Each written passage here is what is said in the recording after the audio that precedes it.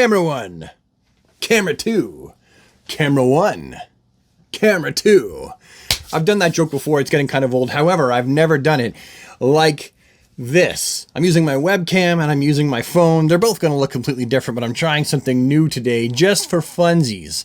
Alright, so welcome back to my channel. I'm Brad the DC Universe Geek, and let's have an episode of DC Talking Points. We haven't had one of those in a while where we talk about randomish DC stuff from kind of all over the place, and I've seen a few things and I have a few thoughts, so I'm gonna have a few words. Topic number one is that, you remember that Flash movie that was happening, and then we were kind of like, but is it though? And then it is happening, and then we were like, but is it though? And then we were like, it is happening, and Michael Keaton's on board to reprise his role as 1989's Batman, the iconic black-clad Batman that, although he was nothing like the source material in many ways, he was still beautifully crafted and took part in such a fantastically crafted world against such a fantastic Jack Nicholson Joker that we all fell in love with him, and we were so happy to find out that he was not only going to be, the Flash was not only happening still, but that he was going to be in it. Well, that same movie, that same guy, and I need to read his name because I am going to screw up his last name. Here we go, and this is only going to be the first name I'm going to cock up in this video. Andy Muschietti. I hope I said that right, but a 50-50 chance that I did. Anyway, the guy who is responsible for shepherding, fathering, directing, overseeing that Flash movie starring Ezra Miller put out a casting call, and he didn't tell the ladies who they were auditioning for. They just auditioned, and that's kind of a fun way to do things, isn't it? Like, what do I do in the audition? Well, you got to act. Well, act like how? Well, act strong, but sensitive. Act bold, but humble. I don't really know if that's any of the stuff that was said, but I'm just trying to imagine how you can audition for a role that you don't know what you're auditioning for. That takes talent. And the role that he was auditioning for, that these ladies had no idea with whom they were auditioning for in the first place, was none other than Kara Zor-El, Supergirl. Now, who Andy has cast, or rather should I say, chosen to fulfill the big red boots of the role of Kara Zor-El, Supergirl, is none other than, and I'm going to refer to my notes again, with another last name I will no doubtedly screw up, Sasha Calle. He has chosen to cast Sasha Calle in the role as Supergirl. She is a Boston, Massachusetts born Colombian descent actress, which is significant because that will mean that this is the first time that we have a Latina Supergirl. Now at this point, I know that there's some people at home watching going, but she doesn't look like Supergirl. She doesn't have blonde hair, and her skin's more olive. And to that I would probably say, well, who cares? I mean, she's the Supergirl in a movie universe that differs from the source material in many, many ways.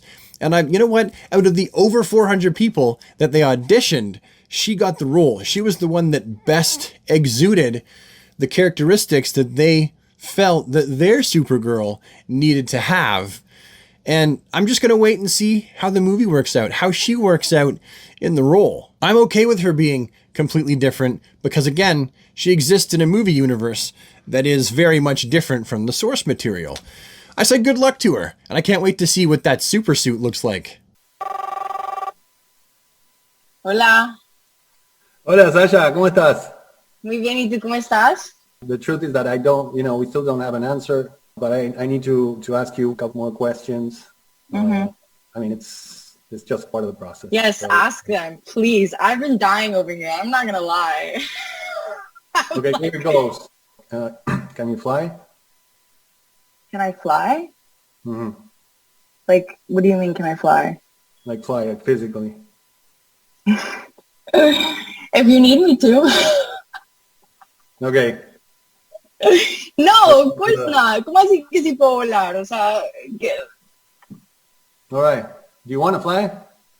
yeah, I would love to. Okay. Well, then maybe you will need this. You know what this is? What? You're Supergirl.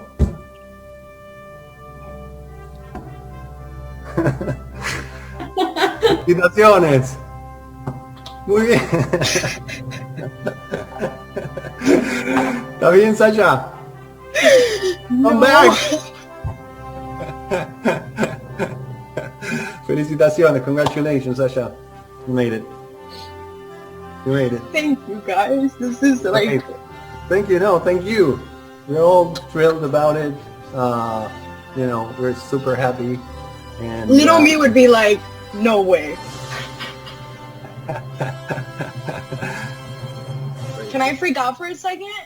Of course. Yeah. Take your time. I got it. And the next bit of news is that, well, the first promo images for the HBO Max animated series called Aquaman, the King of Atlantis, have been revealed online. And, well, you look at them yourself.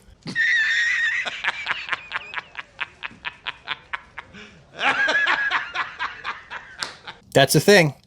That exists now. That's been put out into the world. Now, am I excited about this show? Absolutely not. Not at all. I may watch one episode to get a flavor for it to see what it's like. But I think the reality is this cartoon isn't made for me. I'm not the target demographic. I kind of feel like my kids are the target demographic for this show, just like they were with Thundercats Ho. Now, to be fair, Thundercats Ho crashed and burned horribly because it just wasn't a good cartoon, and it wasn't faithful to the characters, and it really stupided them up. I kind of feel like they're going to go with the classic, Aquaman's a dumbass, and Mera's the smart, intelligent one that's constantly cleaning up after him and really figuring out the problems, while Aquaman just kind of bumbles around like George of the Jungle, but underwater and kind of stupider. I don't know. I don't know. I'm honestly just guessing at this point, but judging by the visual look that they're going for with this cartoon, I'm going to assume that it's going to be something like that. And why does Mera have a big, huge burnt unibrow? We'll have to wait and see again how that works out. I don't think that we're the target demographic, so I'm going to kind of point my 8-year-old in the direction of that cartoon when it comes out and see what he thinks of it. And if he thinks that it's trash, and he'll watch almost anything, then it's probably trash. But we'll see. We'll see. I make no preconceived notions or ideas of what it actually will be like. I'm just surmising at the moment. And then the final little piece that I want to talk about is that, well, the McFarlane Toys DC Multiverse Superman vs. Devastator images finally hit online. Something that I might add, I pre-ordered from the CMD store, a Canadian-based action figure store. It's like, think the Canadian version of Big Bad Toy Store. I pre-ordered mine from there before there were images out. Stupid me, I did it to myself. You can see where I'm going with this, can't you? And the images, well, look for yourself. That is what we're getting. We're getting a re-released Devastator that is exactly like the previous one. I can't see any difference with the naked eye.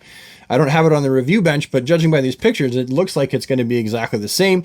And then the Superman really is just Action Comics 1000 Wave 1 Superman, only with a new angry, pissy-looking head and a new hand or two. Oh, and there's a base. And that's it. Now, what do I really think about this 2-pack? Well, let me tell you what I really think about this 2-pack. Is it just me?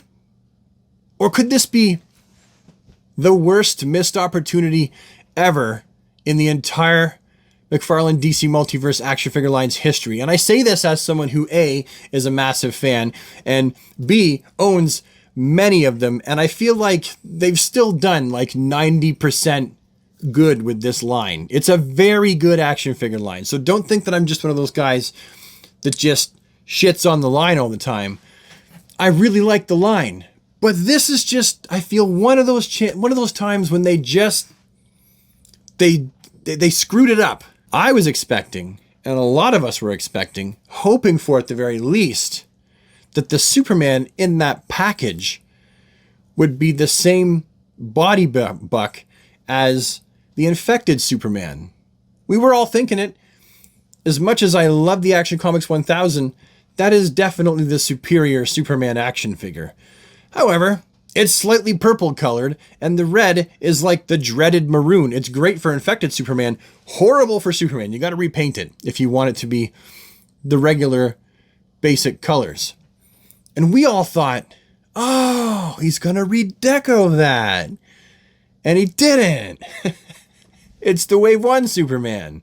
Furthermore, the Devastator is just a repack. How easy would it have been to take that Devastator and just redeco it to look like Doomsday. And that's what I'm getting at. Here's why I feel like this is a bit of a missed opportunity. He could have, with this 2-pack, actually done the most iconic battle in DC history of Superman versus Doomsday. What do you think? I mean, is a new head and an action figure stand and some new hands, is that enough for you to justify paying the money for this bad boy? Anyhow, super friends, those are my opinions, my ideas. It's my story and I'm sticking to it on these 3 matters. I only wanted to cover these 3 stories today. Hopefully you found this video to be an interesting and insightful waste of time for the day. If you did, you know where all the buttons are that do all the stuff. You know, the subscribing and the liking and all that kind of stuff. You can do that if you want to, or not. Whatever you want to do. Worst case scenario is you decide to leave a thumbs down because you don't like my stupid face and don't like my point of view. You're welcome to do that too. But with that, I'm outies. See you tomorrow. Bye for now. Maybe tomorrow. Probably not tomorrow. Sometime soon. Well, you'll see me. I won't see you. If I see you, it's because I'm outside your window, peeking in. Like this, eating popcorn. Watching you watch Jeopardy. And looking at the back of your head. As you sit on the sofa. This is so stupid. Bye. Now I'm going to open the door and pretend I'm leaving. But really, then I just come back and sit down. And then hit stop. See ya.